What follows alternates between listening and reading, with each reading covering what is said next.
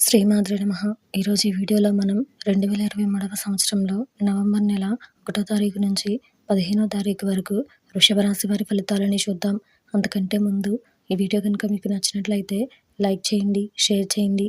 అలాగే మరెన్నో ఇలాంటి ఆధ్యాత్మిక విషయాల కోసం మన ఛానల్ని సబ్స్క్రైబ్ చేసుకోండి.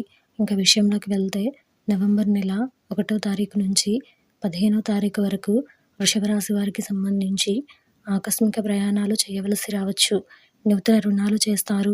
కొన్ని వ్యవహారాలలో ఎంత కష్టించినా ఫలితం కనిపించదు. భూ వివాదాలు చికాకు కలిగిస్తాయి. వ్యాపారాలలో ఒడిదుడుకులు తప్పవు.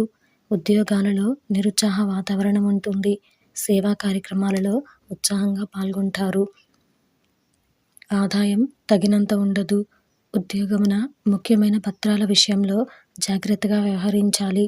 కుటుంబ పెద్దల ఆరోగ్య విషయంలో అప్రమత్తంగా వ్యవహరించాలి. దూర ప్రయాణ సూచనలు ఉన్నాయి.